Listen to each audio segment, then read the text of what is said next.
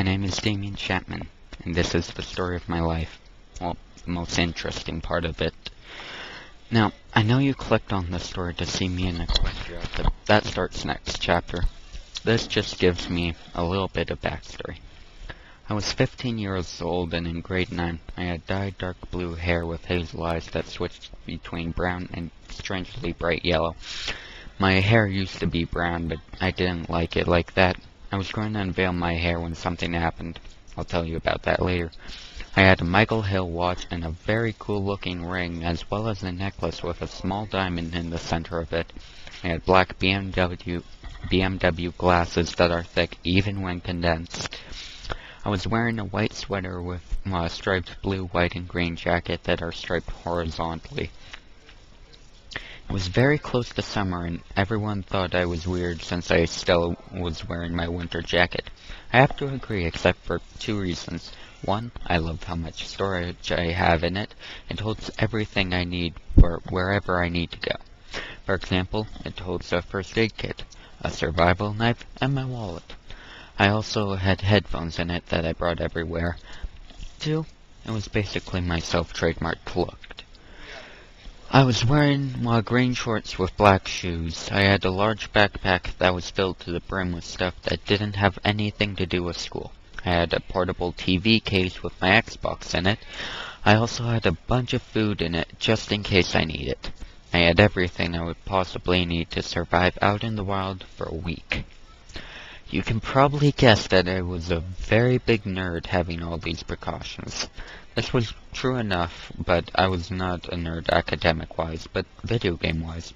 I had every Xbox that had ever been created, going from the original Xbox to the Xbox One X, and everything in between. The Xbox One S was the one that was hooked up into my portable TV case. During lunch, I would take it out and play on it. In fact, I was part of the video game club that came together every Monday and Friday. We usually play Super Smash Bros. For the Wii U, but enough about how geeky I am. Now, you would think my schedule would be the same almost every day. Wake up, eat, go to school, eat at lunch, continue school, home, eat, go to bed. But in real life, my schedule was much more complicated than that. In fact, usually I was home at 8 or 9 at the earliest. This was due to a very complicated turn of events that only I knew about. You see, I was a superhero in my world. I was walking my dog home during a storm when I got struck by lightning. I absorbed all of the electricity and heat from it, and my dog remained fine. Don't worry about that. A little shaken when he saw I was almost completely unharmed, but he was fine. From the accident, I gained powers that I learned to use over the course of a month. I made myself a suit as extra credit in my sewing class in grade 7. It fitted my body a bit too perfectly, and nobody would have a clue it was me. Eventually, I mastered my powers, and after school every day I would put on a costume and save people. So far, I'd saved 50 people from petty theft and 20 people from car crashes.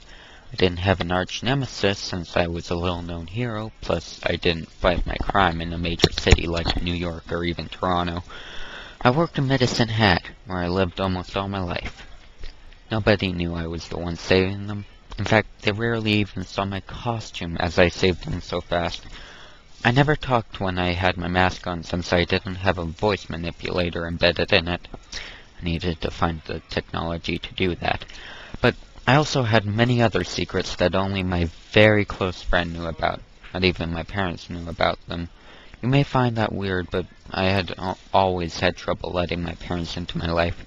Not only would they tease me unmercifully, but my dad wasn't even my real dad.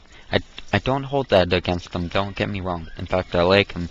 He was fun. He was a video game nerd like me, only better looking. But the main reason I didn't want to share stuff with them is the teasing. For example, I kissed a girl for the first time last year, and they teased me about it for a week. So you can see why I could never tell them I was Brony, let alone letting them know their son was the person who saved a lot of people on a daily basis. The only people who knew about me being a brony was people who found out about it accidentally. I was teased about it a little at school, but other than that, they were very nice about it. One of the perks being a school was where everyone accepted. But anyway, you probably won't know what happened to me when I was going to unveil my blue hair. I was walking to my final class of the day when suddenly the building shook. It was an earthquake. We had never gotten earthquakes before, so I didn't know how the building integrity would hold up. I pulled the fire alarm and changed into Lightning Man. That was the name of the superhero that I was. I rushed into the building looking for people who needed help. I spotted someone stuck under a pillar while a bunch of people were trying to pick it back up. I got stares as I pushed the others off it and picked it up. I recognized the student I saved. Her name was Faith Scrivener, and I had a crush on her for a few months now, but I knew I would never be able to get her. That's not because I was afraid of stating my feelings. In fact, I told her how I felt through notes I put in her locker. But she found out who was leaving them and hasn't talked to me since. At first, when she saw who had rescued her, she was apprehensive, but then she came and hugged me. "Thank you. What's your name?" asked Faith as she kept hugging me. "You already know both my names," I say, only she could hear. I then pull her off. This was true about knowing both my names, because I had a YouTube channel that was called Lightning Man. Someone had found out about it, and now the whole grade knows. They just won't let go of it. Faith recognized my voice and was looking at me with a mixture of disgust, surprise, and sadness. I then cleared my throat and yelled in my deepest voice at everyone, "Get out of the building. It's collapsing. I'm looking for anyone else that needs help." Suddenly the building shook again, and I realized the ends of the hallways were blocked. I looked around. I had an idea. I blew a hole in the ceiling and I picked them all up. It was only like 4 or 5 people. I jumped as hard as I could and made it on the roof. I then got to the rest of the school students and teachers and gave them to their respective teachers. But before Faith could go, I said to her, "Don't tell anyone my real identity, okay?" Faith looked at me, and a few seconds later she nodded. "Thanks. Now, go.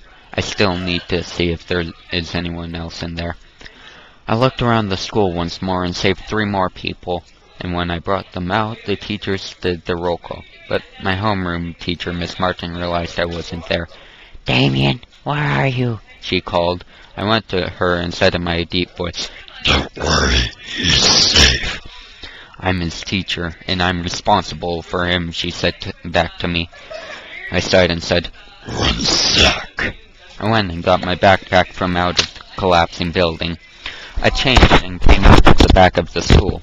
I then walked over to my classmates and said, "Hi, were you doing roll call? Lightning Man helped me out a few minutes ago." Everyone looked slightly relieved to see that I was fine. I looked at Faith for a second and she had an expressionless face. I smirk at everyone and smile. But suddenly the ground shook once more and something opened up behind me. It was blindingly white. It seemed to suck me in, but no one else. "This must be what's causing the earthquakes," I said to everyone. "Where's that dude in the mask? He should be able to stop this," said Miss Martin as she kept a hold on me to stop me from flying into the portal. "Yeah, about that." I sighed and I knew I had to show them to save them. I planted my feet on the earth so that they didn't move.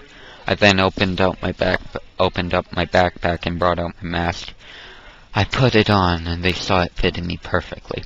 Everyone looked at me in amazement. "You're him?" Miss Martin said quietly. I nodded and said, "I'll be back soon." I grabbed my backpack and put it on. With that, I was sucked into the portal.